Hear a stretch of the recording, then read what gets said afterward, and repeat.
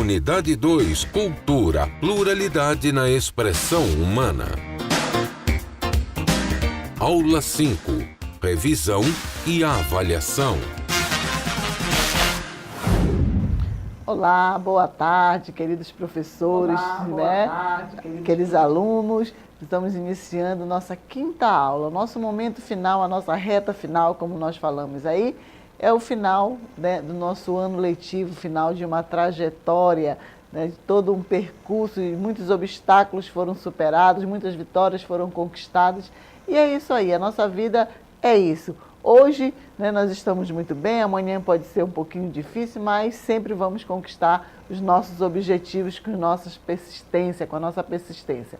Então, nós vamos iniciar a nossa aula falando de quê? Da nossa revisão. O que foi que nós vimos dentro dessa segunda unidade de arte? Então, nós vamos fazer essa revisão. Os alunos que perderam algum momento da aula, esse é o momento de resgatar, de rever o conteúdo e assim fazer, né, uma ótima avaliação.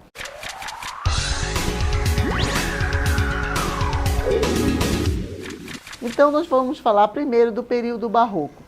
Esse período barroco que vai estar mostrando, né, aquela questão de que da arte enquanto é o que vai trazer, resgatar a religiosidade. A contra-reforma que aconteceu estava perdendo, vamos dizer, discípulos, né? Então, a igreja vai tentar resgatar isso através de que das imagens, dos desenhos, vão mudar a questão da representação. E o que significa a palavra barroco? Palavra barroco, cujo significado tanto pode ser de uma pérola imperfeita ou uma pérola de mau gosto. É aquilo que eu falei, fazendo um parâmetro com o Renascimento seria aquela pedra perfeita, aquela pérola perfeita, sem nenhum defeito. Já o barroco tem o seu valor, mas ela é ondulada, tem curvaturas, é uma pérola imperfeita. Continuando, o barroco surgiu na Itália, certo? Então, o barroco vai surgir na Itália no final do século XVI, mas não tardou a irradiar-se para outros países da Europa e a chegar ao continente americano, trazido pelos portugueses e espanhóis, com uma nova expressão artística que se contrapunha ao Renascimento. Então, esse barroco ele vai se contrapor ao Renascimento, aquilo que eu acabei de falar para vocês, e ele vai criar uma nova forma, uma nova maneira de apresentar a arte. Trazendo o quê? Trazendo até pessoas comuns do dia a dia para a representação de um tema bíblico, de um tema do cotidiano. Não tem mais aquela imagem padronizada. Ela vai estar diretamente ligada ao povo. A questão do contraste, da luz, do claro e escuro, vão estar muito presentes neste período. Por quê? O contraste entre o claro e o escuro vai dar a sensação de volume nas roupas.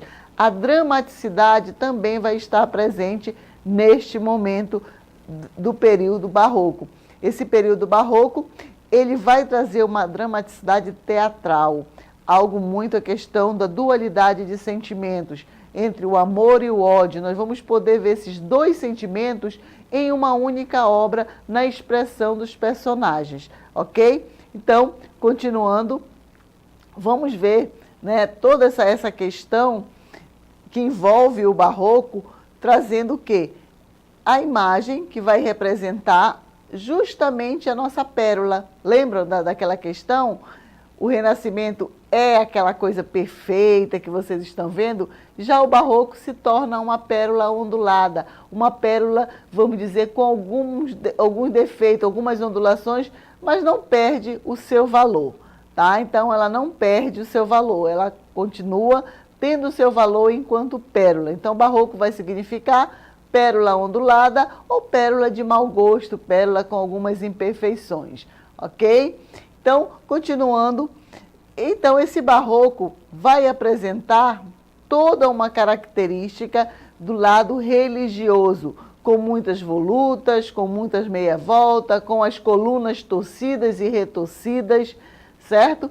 E vai apresentar, quando eu falo para vocês, essa dramaticidade, a dramaticidade teatral que nós vimos nas obras que foram apresentadas, como foi o êxtase de Santa Teresa, como nós vimos aquela questão como se ela estivesse sentindo a dor, tá? Quando ela estivesse sentindo a dor. Então, esse lado muito teatral, o espectador vai conseguir ver nessas obras do período barroco. Okay? Então, vendo essa obra, apresentando essa obra teatral, nós conseguimos ver as características. E quais são essas características que compõem essa obra? O emocional sobre o racional, seu propósito é impressionar os sentidos do observador, tá? Então, meus queridos, continuando, falando sobre essas características principais desse período, acontece o seguinte: o emocional sobre o racional. Enquanto o Renascimento vai com o racional, o Barroco vai mudar justamente isso. O emocional vai falar muito mais para chamar a atenção. Seu propósito é impressionar os sentidos do observador, baseando-se no princípio segundo o qual a fé deveria ser atingida através dos sentidos e da emoção, e não apenas pelo raciocínio. Justamente aquela questão do pecado, do céu e do inferno estaria muito presente, levaria o observador a raciocinar o seguinte: nossa, se eu pecar eu vou para o inferno, isso aqui é o inferno. Eles representavam uma coisa muito teatral para chamar a atenção do observador. Outra característica é a busca de efeitos decorativos e visuais através de curvas, contracurvas, colunas retorcidas e etc. Entrelaçamento entre arquitetura e escultura. Então, aquelas colunas retorcidas que nós vimos lá na Grécia, elas não vão ser tão limpas, vamos dizer assim, tão perfeitas como era na Grécia, mas elas vão ser retorcidas, com volutas, com decorações e etc.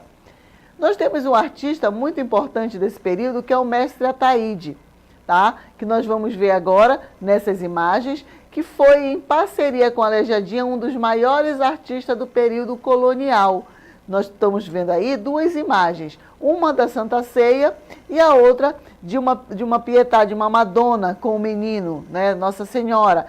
E vocês percebem que ela tem uma característica, o quê? Africana, de negro. Pois é, ele vai trazer essa miscigenação da nossa cultura, das nossas descendências para a arte. O Barroco, ele coloca um personagem popular numa imagem sagrada, numa imagem bíblica. E aí nós temos uma Madonna com uma imagem de uma negra, com a descendência africana, tá? Continuando, o Barroco não se restringiu somente à pintura de seus trabalhos. Incluíram atividades de douramento, não esqueça, é uma característica a questão do dourado, e a encarnação de imagens, além de trabalhos em talhas, pinturas de painéis, pinturas decorativas, de forro de igrejas. Um artista que nós falamos, que foi justamente com o mestre Ataíde, muito importante, foi Antônio Francisco Lisboa, mais conhecido como Aleijadinho. Nasceu em Vila Rica, atualmente é a cidade de Ouro Preto, que fica em Minas Gerais. Nesse período, como nós falamos, tem toda essa característica, o barroco. Pérola ondulada, trazia as colunas torcidas e retorcidas, a questão da voluta, muito ornamento, a questão da dualidade dos sentimentos entre o amor e o ódio, não é? E aí chega um novo período que vai resgatar uma cultura que nós falamos, que é a cultura neoclássica. Vai resgatar o quê? A cultura greco-romana. Vai buscar a sua influência na arquitetura grega, na arquitetura romana e vai trazer, né, esse período na sua arquitetura, na representação das pinturas. Ela vai buscar também os temas mitológicos, tá? O tema mitológico vai ser muito trabalhado no período neoclássico. A questão da arquitetura na horizontalidade, os prédios sempre na horizontalidade, as janelas com a curva perfeita, o arco de meia volta, vai ser resgatado. As colunas do período grego, dórica, jônica e coríntias, vão voltar de novo na arquitetura neoclássica. Os fatos heróicos vão ser retratados de uma forma ideológica, né? Os artistas vão retratar esses fatos heróicos, principalmente no período, né, Napoleão, quando estava acontecendo toda uma revolução no mundo. Então, eles vão retratar esses fatos. Existem artistas muito conhecidos desse período, que nós vamos ver agora nesses conceitos desse período.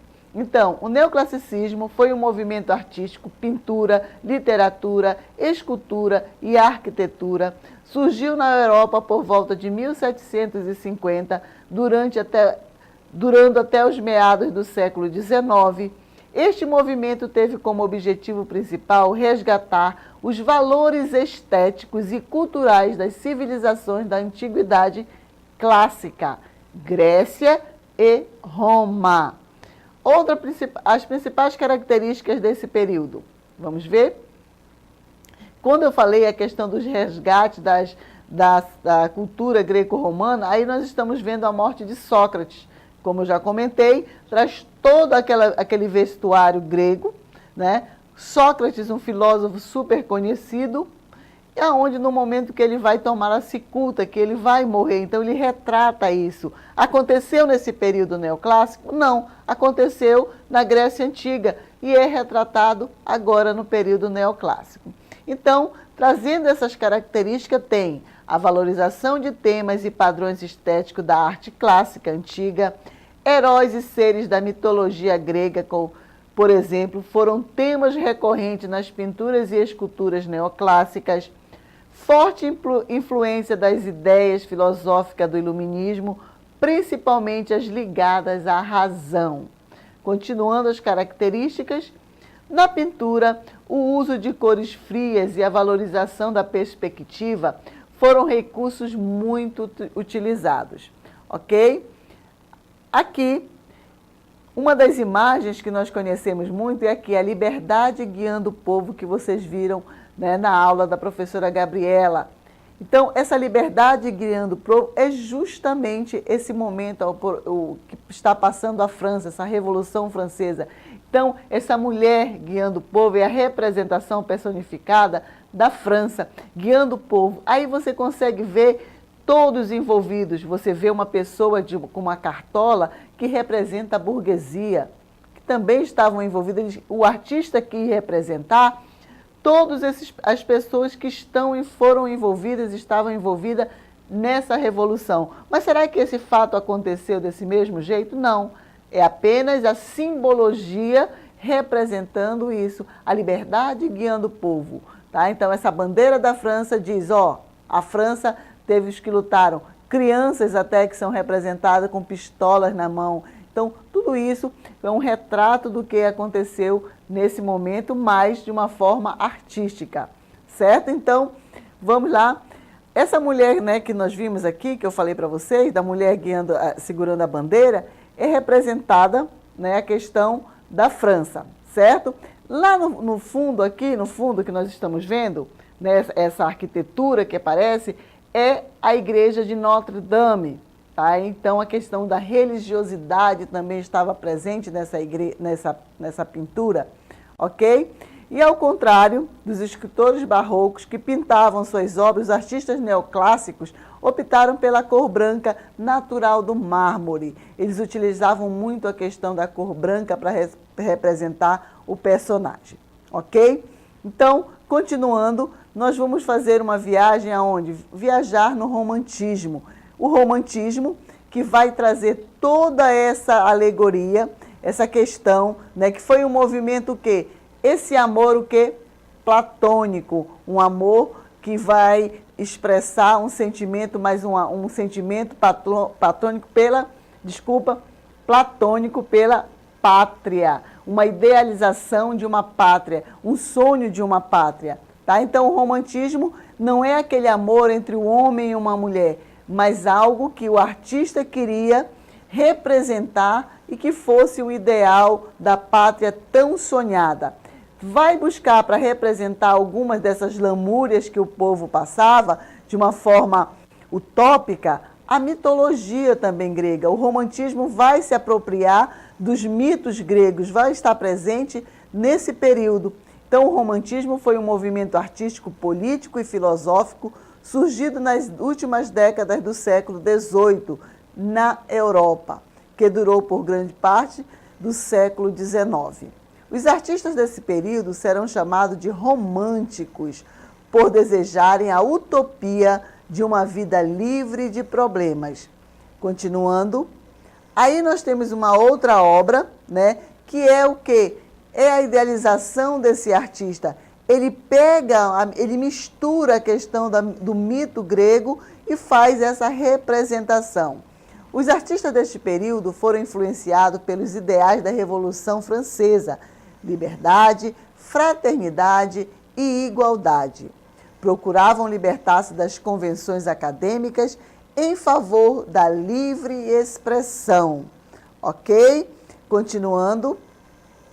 Representavam fatos da história nacional e da cultura contemporânea, como forma de protestos, né? Forma de protesto e indignação diante da realidade, desta realidade, ok? Aí nós estamos vendo o fuzilamento 13 de maio, tá? Que é de Goya, do artista Goya. Bem diferente dos artistas neoclássicos que camuflavam a realidade. Então, Goya vai fazer o quê? Ele vai representar justamente esse fuzilamento. Mas será que Goya estava presente nesse momento desse fuzilamento? Não, ele vai idealizar o fuzilamento, né? Ele vai mostrar esse fuzilamento aonde na imagem, volta aí a imagem do fuzilamento de 13, exatamente. Se vocês perceberem, há um detalhe nessa obra que tem o seguinte: a pessoa que já foi fuzilada está no chão, outra que está como se fosse desesperada, né, pedindo clemência com as mãos no rosto, sabendo que vão ser fuzilados, pedindo socorro. Outros que estão esperando a sua vez para entrar no paredão do fuzilamento. E lembram da cor branca? Olha aí a cor branca representada, justamente representa a paz, representa essa questão, o anseio desse artista, que o personagem está com a mão levantada, como se fosse ser crucificado. E um detalhe muito interessante é que todos os que estão aparecem o rosto, mas os que estão com as carabinas na mão, que estão com a arma na mão, nenhum aparece o rosto, tá? Então, é essa questão de preservou a imagem desses que estão fuzilando, das imagens que estão fuzilando. Muito bem. Então, nós vimos nesse período, né, a questão justamente do romantismo, do neoclassicismo, do barroco, que foram esses períodos. E também nós tivemos o realismo. O realismo ele vai abandonar essa utopia romântica e vai dizer o seguinte: nós precisamos estar presentes e retratar realmente a nossa liberdade sem a utopia. Nós precisamos mostrar o que realmente acontece. O realismo ele vai trazer essa carga de realidade, já está falando o nome. Enquanto o romantismo, quando nós vemos esse nome, ouvimos romantismo, período romântico, é um homem, é uma mulher, um amor cheio de coração. Não, o romantismo é aquela utopia, é aquele amor patriótico, é aquela utopia artística de resgatar através do mito grego, contando os fatos que aconteceram nesse período, principalmente da Revolução Francesa. Já o realismo vai dizer, vamos abandonar esses sonhos e mostrar a realidade como acontece no mundo realmente. Ok, meus queridos? A sua aula continua no próximo vídeo.